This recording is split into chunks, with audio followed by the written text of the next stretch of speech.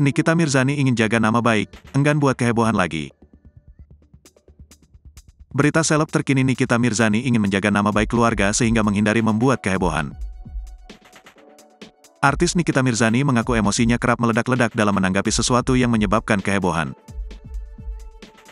Namun, kini Nikita Mirzani ngaku bakal tobat tak ingin lagi melakukan huru-hara di media. Janda 3 anak itu membeberkan ia memiliki lingkungan pertemanan yang bagus.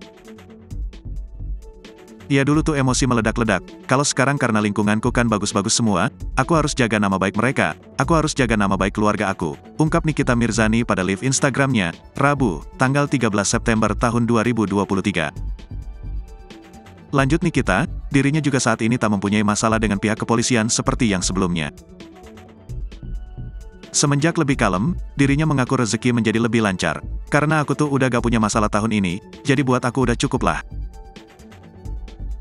Alhamdulillah aku udah gak pernah ada laporan polisi, terus rezekinya lancar, jualan produk juga alhamdulillah laku terus tiap hari, sambungnya. Ibu kandung Loli ini pun memutuskan untuk hidup bahagia saja. Ia juga memilih untuk mengurus kedua anaknya yang masih kecil.